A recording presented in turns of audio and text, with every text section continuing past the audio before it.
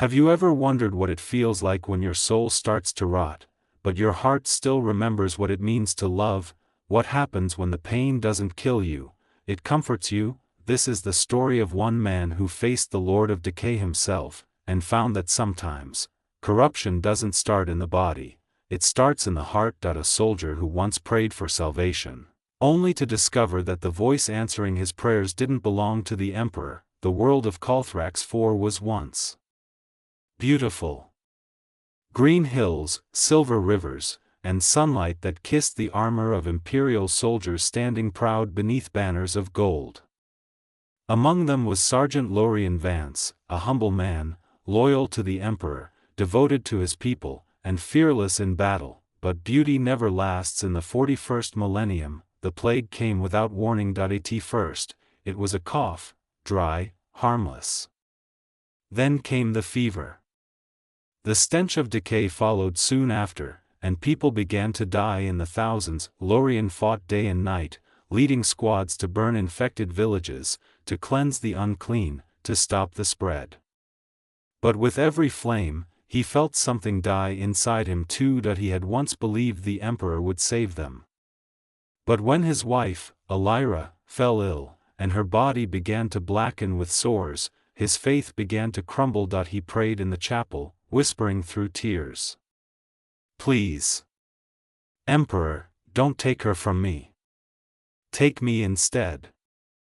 But no light came. No warmth.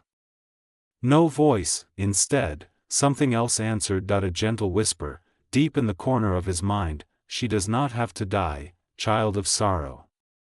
I can ease her pain. I can give her peace." Lorien froze. The voice was calm, patient, almost loving. He tried to banish it. Tried to drown it in hymns and holy words.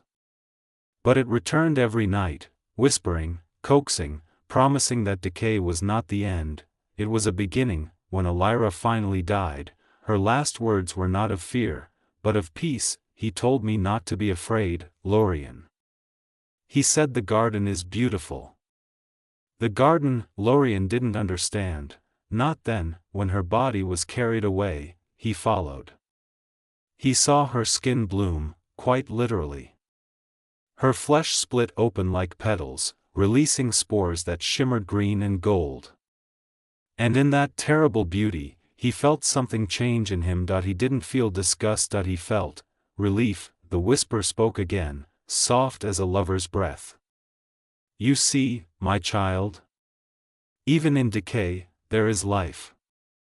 Even in death, there is love." From that day, Lorien stopped fighting the plague. He began to understand it. The other soldiers called him mad. They said he'd turned heretic. But when they looked into his eyes no longer afraid, they felt something crawl under their skin, something that whispered 2.1 by 1. They began to hear it as well. Months passed. The Imperium sent reinforcements, the Adeptus Astartes of the Ultramarines, to cleanse Calthrax 4. By the time they arrived, there was nothing left to save. The world had turned green, not the green of life, but of Nurgle's garden. Trees of bone and pus. Rivers of bile.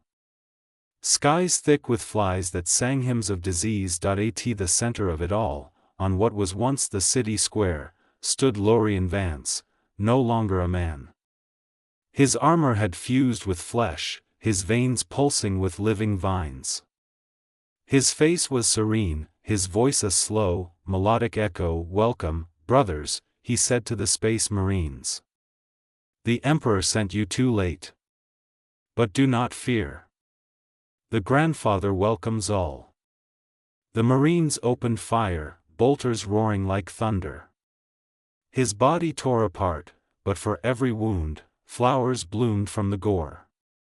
The smell of sweetness and rot filled the air, and even as he fell, Lorien smiled, because in his mind, he wasn't dying. He was finally seeing the garden Elira spoke of. She was there, standing among the blossoms of decay, her body whole again, her hand reaching out to him. "You see," she whispered. "There's no pain here. Only love. And as Lorien took her hand, his last human thought was not of fear or guilt, but of peace. Centuries later, when inquisitors studied the ruins of Calthrax IV, they found strange writings carved into stone walls, surviving even through rot and ruin. The words read, "He promised us death. Nurgle gave us peace." The inquisitors purged the world with fire, but whispers say the spores still drift through the void, landing on forgotten ships and dying worlds, carrying with them a voice that still calls softly. Do not fear decay, for even in rot, you are loved. So what happens when Nurgle corrupts you? You don't just die.